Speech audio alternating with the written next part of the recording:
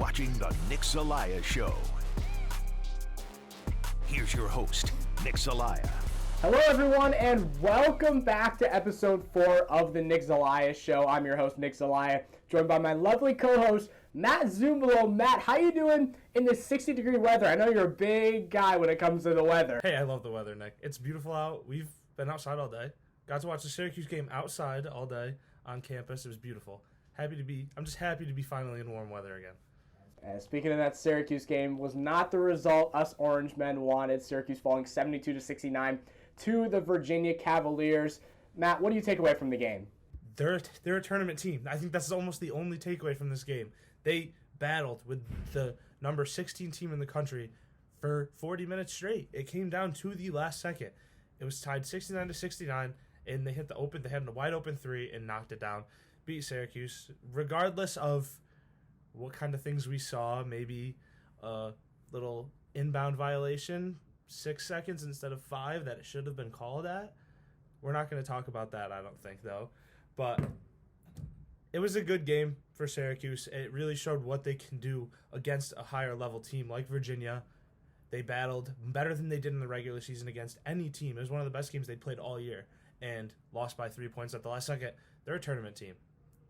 Absolutely, I agree with you. And looking at that final play, obviously, when Virginia hit the game-winning three-point shot, what confuses me a little bit is I know Coach Boeheim is not going to not use his zone defense, but when it's a tied game, you need to man up. Just man up one-on-one. When you're playing the zone, you're asking for them to shoot a three, and that's what Virginia wanted. They wanted someone to open up, wide open on the wing or the corner for a three-pointer, and that's exactly what they got. Also, rewatching the play, they quadruple-teamed Kihei Clark. He's about my size. He should be, while he's a good shooter, he's not a great shooter. He should not be the guy you're quadruple-teaming. I mean, where's Sam Hauser? Why is no one guarding Sam Hauser? Focus on him. Focus on the guy who's on the other side of the court, wide open. There wasn't a single orange jersey near where he made that shot. It baffles me, Matt. It baffles me why this team could not pull out a victory and even go into overtime and compete then. Do you think, Matt, that this team is still making the NCAA tournament? I really do. And I think that today just put them almost over the top. They obviously got into Joe Lunardi's field of 64 last night with the loss, with Butler beating Xavier. Xavier got knocked out. Syracuse comes in as the final team in. Now with them at that spot that they're in now, I think that they're going to stay there. There's a few games that obviously need to happen. Really, we have to worry about the Mountain West Conference, Nick. We got Boise State and Colorado State right above Syracuse. It's going to come down to those games. I absolutely agree with you, Matt. And it's going to be an exciting next couple of nights, obviously, up until Selection Sunday, 7 p.m. this upcoming Sunday night. Now, looking at the rest of the ACC tournament as a whole, as of right now, Florida State moved on due to Duke having to cancel their season due to the COVID-19. And then also Virginia moved on to the semifinals. Who's your favorite right now, Matt, to win the ACC tournament? I think I'm going to have to go with Virginia. This team obviously battled with a lower-level Syracuse team today in regards to the ACC as a whole. But they're a good basketball team. And when they play their best basketball, they can beat almost anyone. Florida State obviously is a good second. I could easily see it coming down to the seeds, which obviously is the boring pick to say that it's going to be the 1 seed versus the 2 seed. But I kind of think that that's where we're going to see. We're going to see a Virginia and Florida State ACC championship, and I think Virginia comes out on top. That's not a boring pick, Matt. I think it's going to be Virginia versus Florida State as well. I just got the Seminoles winning the ACC tournament. They should have been the 1 seed, but they had a tough loss to Notre Dame to end their regular season. But when I look at this Florida State team, they're deep. They don't play 6 or 7 guys, kind of like what Syracuse has done for most of this season. They have a deep rotation. Scotty Barnes is one of the best players in the country, not talked about. He's had a tough season. Obviously, they've had a few breaks throughout the year, but I think Scotty Barnes will bounce back and be a big part of their ACC tournament run and eventually their NCAA tournament run. So I've got Florida State winning the ACC tournament over Virginia. It's going to be a fun tournament for sure. Now looking at the entire Big Dance as a whole, there's been some good conferences such as the Big Ten, which has surprised a lot of people. 9 projected teams, according to Joe Lunardi, making it out of the Big Ten into the Big Dance. So Matt, looking at all these conferences as a whole, who do you think is going to have the most teams when it comes to the Elite Eight? Which conference will come out with the most teams at that point? I think once we get to the Elite Eight, it's going to get really tight because obviously all these conferences could get a handful of teams in, but by the time the Elite Eight comes, 8 teams in the whole country, I really think it's going to be the Big Ten. You see teams like Iowa, Michigan, Ohio State, just to name a few that are going to be in this tournament and that are powerhouses so far this year. I think they're all going to make deep runs, not saying all specifically of them, but I think that the 3 of those teams most specifically will make a good run and can find their way into the Elite Eight easily. And I don't think any other conference in the country has the firepower that the Big Ten does. Don't get me wrong. The Big Ten is going to have a lot of teams in the tournament, but I am taking the Big 12 on this one. The Big 12 has looked really strong, but they've got a bit of a disadvantage because they only have 10 teams in the league compared to the Big 10 having 14. I don't know that logic, who did that exact math. Maybe one of my siblings, honestly, because we're not math people in the family. We're English people.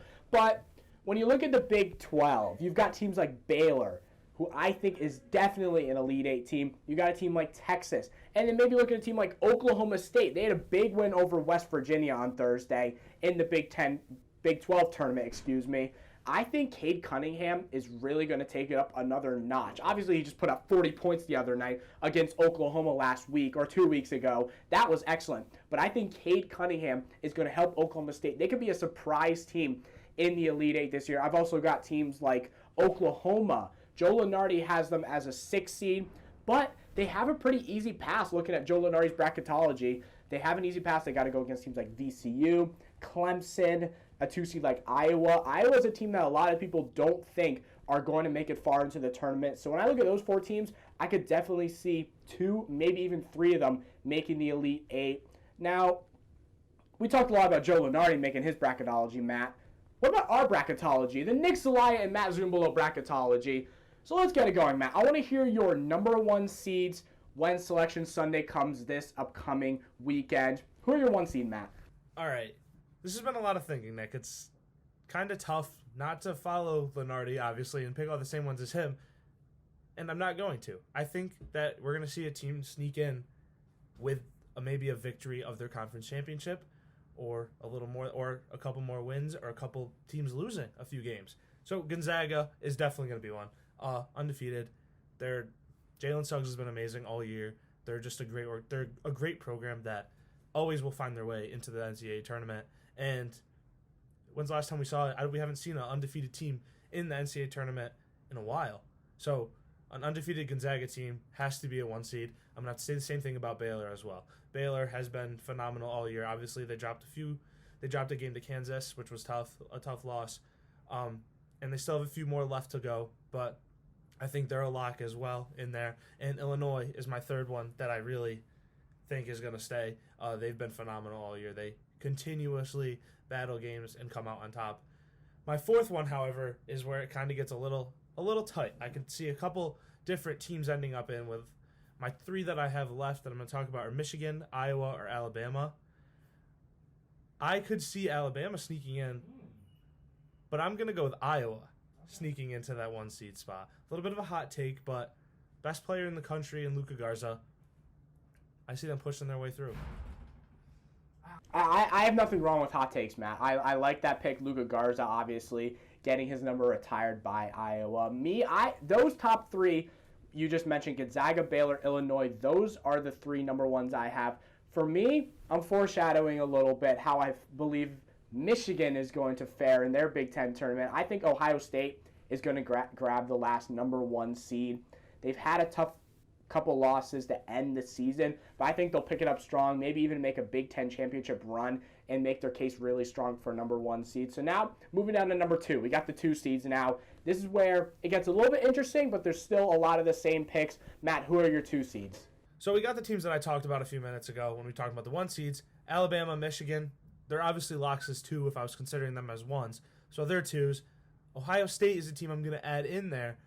And then, Nick, I'm going to take a little bit of a bold prediction, again, off of something you were talking about a few minutes ago in Cade Cunningham, taking it up a notch. Oklahoma State, 2 seed. Wow. What can I say?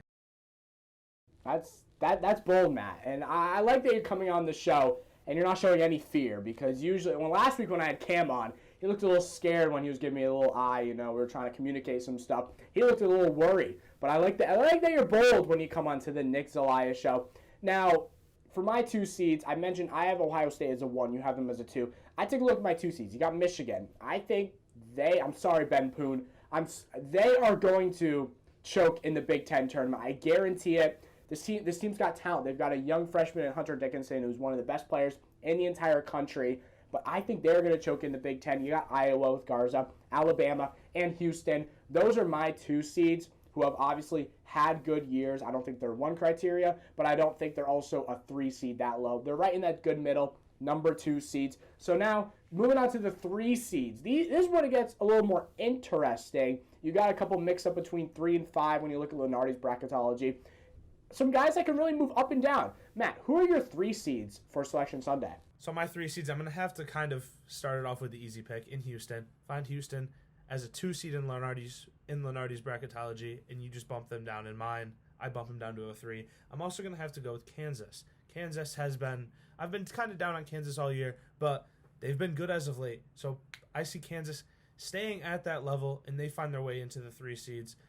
Texas as well is a team that I think slots in there and stays right where they are in Lunardi's, and they continue their decent season, and they are a 3 seed. My 4th one, however, I think it's one of the 2 ACC teams, either Florida State or Virginia. We've talked about them already today. I think Virginia is going to come out on top in this ACC tournament, so I think they get that 3 seed. But I think if Florida State beats Virginia, they get it as well. We think a lot alike, Matt, and I like a lot of those picks you made. The Kansas one, I agree with. They're a 3 seed. Texas, I think they are a 3 seed. We also agree on the ACC, but this time I think it's Florida State, because I think Florida State is going to come out on top in the ACC tournament. But I've actually got Oklahoma State as a 3 seed, and they've really picked up steam over the last couple weeks, beating a lot of top 25 teams during conference play, because this Big 12 is an excellent conference. They have great teams, and they've picked up a couple wins during then. So for me, those are my 4 squads. And speaking of number 4, we have the 4 seeds. Now, after this, it's a 5 through 16 seeds. I guess you can throw guys in there. But the 4 seeds where it gets really interesting, because then they have to go up against a 5 seed, then the 1 seed possibly. So this is where teams really have to play at their best. So Matt, who are your 4 seeds for Selection Sunday? So my 4 seeds, I'm going to have to start off with the team that I've already talked about, the loser of the ACC tournament, or the runner-up, I should say. In my opinion, it's going to be Florida State. Virginia's going to come out on top in the ACC tournament, and they take that. Moves Florida State to a 4 seed. Arkansas as well is going to be a 4 seed. They're a 3 in Lunardi's bracketology. I think they get bumped down to a 4. I'm also going to have to go with West Virginia. West Virginia's had a good year all around, continuously showing that they are a team who's going to make some noise in this tournament. And my last team, who plays a little later today from when we're recording this, Creighton. I think they get in a couple more big W's and find their way into a 4 seed. Matt, I thought I was going to be bold by saying Creighton as a 4 seed, but you took all my fame. So you got that one on the Creighton. But for me, I've got Creighton as a 4 seed. Virginia, I think they're going to be the runner-up in the ACC tournament. The number 1 seed in the conference. They're going to be a 4 seed in the NCAA tournament. I think they're worthy enough to be a top 4 seed. A couple other teams, West Virginia, like you mentioned. West Virginia, they had a tough loss to Oklahoma State earlier today. But looking at them as a whole, they're a solid team. They've been a ranked team most of the season. They're coached by an excellent coach in Bob Huggard. And this is a good team that I think can make some noise in the tournament. My last one is Arkansas. This is just a solid team that's really picked up their steam throughout the entire season. So I think they're a 4 seed as well.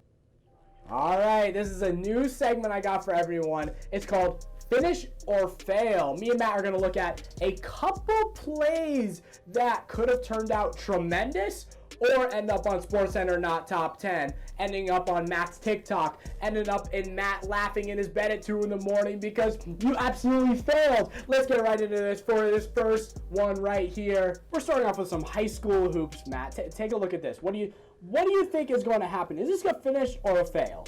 Well, what do you think? I've never heard of these teams before. I was thinking it was Bridgeport, Connecticut, but I don't think they're the Bulldogs. I don't know what teams these are, but what do you think? What do you think is going to happen?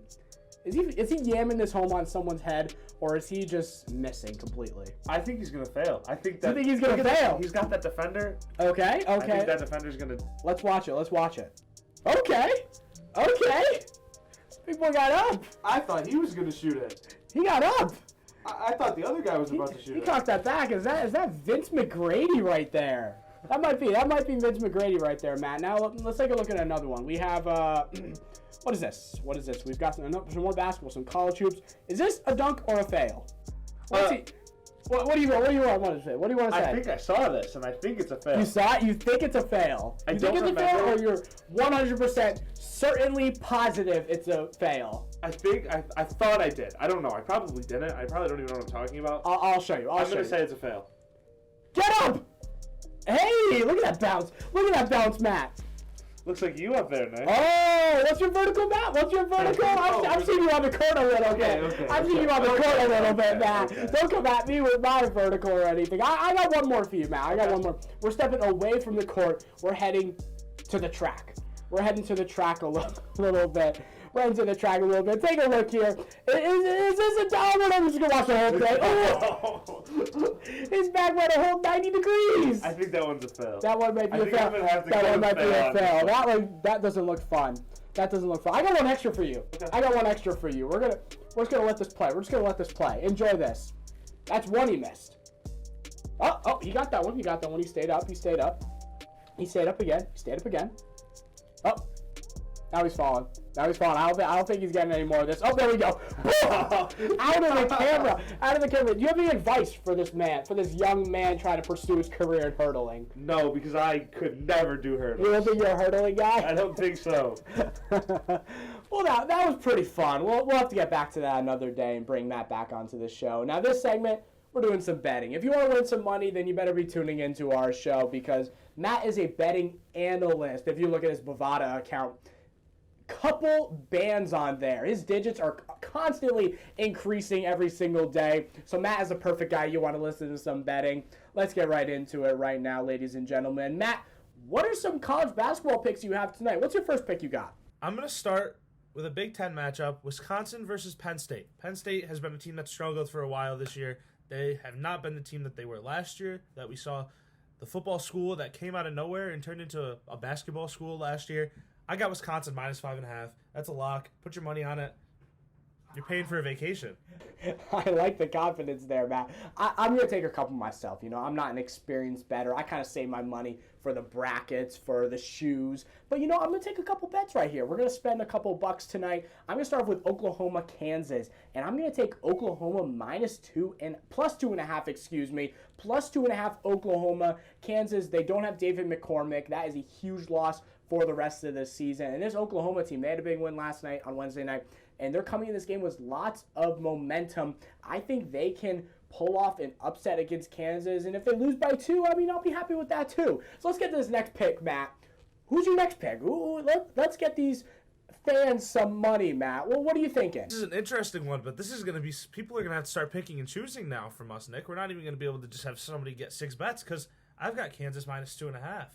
Okay. I think that they've been hot lately. After they beat Baylor, things went up from there, and they continued to play. They've been playing very good basketball.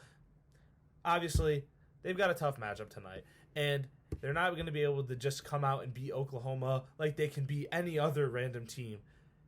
But the way they've played, 2.5 points, that's winning by a 3 at the end of the game, like we saw in the Virginia-Syracuse game today. All right, well, the consensus is whoever has the better button-down shirt, take their bet. So if you like Matt's little flannel button-down, pick Matt. I'm just kidding. You don't have a flannel on today, Matt, but usually you're rocking the flannel. But if you like my little plaid, we've got the orange, we've got the blue. We're repping the New York Mets. We're repping the Denver Broncos. Take Kansas. Don't take Kansas. Excuse me. Now, my next pick, I'm heading to the Big 12. Texas Tech versus Texas. A battle of the Lone Star State teams. And actually for this one, I am going to take Texas +1. I don't like these 1 bets, these 1-point spreads. It's too close at this point. It's just whoever's going to win the game. And I'm surprised Texas Tech is the favorite as the lower seed. They are 20th in the country. Texas is 13th. But I'm going to take Texas. I think they're a great team. They're a 3 seed according to Nick Zelaya bracketology. So I'm going to take Texas +1 in this one. Now, one more bet, Matt. Let's get these guys some money. Who is your third bet? And this better be a good one. It is a good one, actually, Nick. I'm going to go bet some Metro Atlantic Athletic Conference basketball tonight. Okay, well, all right. I have some beef when it comes to the Metro Atlantic Conference, but what do you have here, Matt? We're going to go to the 7:30 game, Niagara and Marist. I'm going to take Marist +1 tonight. Okay. That's interesting. Have you been watching much Metro Atlantic basketball? Not really, because I haven't been betting on it that much. That's your advice, ladies and gentlemen. Look at a team you've never watched before, press your computer mouse, and take it. Win some money. Just trust Matt. Bet Marist tonight +1.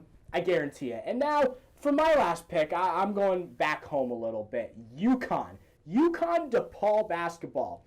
And I'm going to take UConn -12.5. UConn looks extremely good lately. I'm really liking how they're playing basketball. They're coming into the tournament hot. They usually do. They usually come into the conference tournaments on some sort of streak. They win it, and then they make the Final Four somehow. That's how it works with UConn. So I'm going to take them -12.5. And I also learned some advice from Matt. So I'm giving Matt some credit here. Never bet on DePaul. He lost that bet last night, but we're gonna use his advice tonight with UConn and take the -12.5. What do you think, Matt? Is that okay? I do. I was thinking about the same one. UConn's been hot lately. Book Knight's a top 10 pick in the draft right now. I think that's a lock. He's pretty good. He knows how to dunk the ball well. Let's just say it like that. Well, that's going to conclude today's episode of the Nick Zelaya Show. Thank you, everyone, again, for watching episode 4. Make sure you like, comment, and subscribe. You know, the usual YouTube stuff. Make sure you follow me on Instagram and Twitter. And, of course, Big Matt. Matt, you want to plug yourself real quick? Sure. M_Zumbolo5 on Instagram and Twitter. There we go. And make sure you go check out those podcasts across the diamond. Baseball season is starting to ramp up a little bit. As Mets fans, we don't talk about it until September. So thank you, everyone, for watching. We'll see you next time.